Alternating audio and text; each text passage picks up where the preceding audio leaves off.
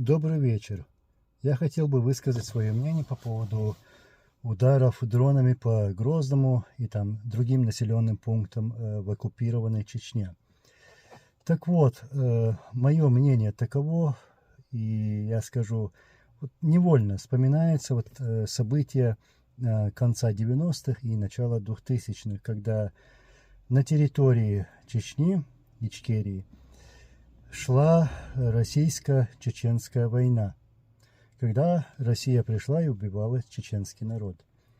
В то время России нужно было буквально прилепить на чеченцев ярлык там бандитов, террористов и так далее, чтобы оправдать свои действия, свою жестокость по отношению к чеченскому народу.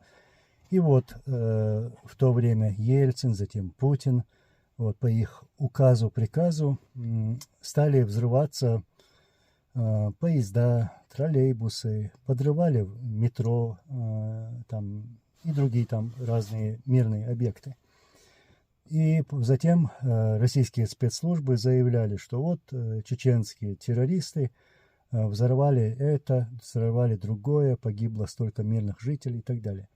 То есть на нас навесили этот ярлык в то время, обвинив нас в этих актах, и так далее и тому подобное.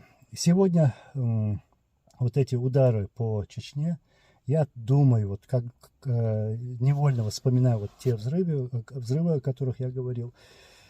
Эти взрывы, эти прилеты дронов в Чечню, почему они нужны? К примеру, выгодны для русских, для России.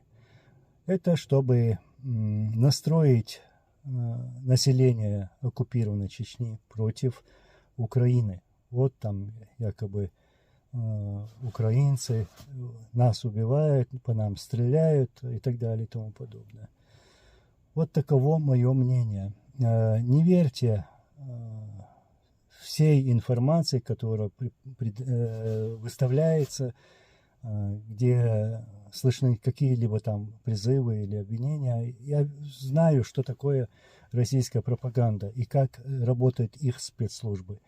И насколько им, говоря своим словом, наплевать и на чеченцев, и на русских своих, на украинцев и так далее.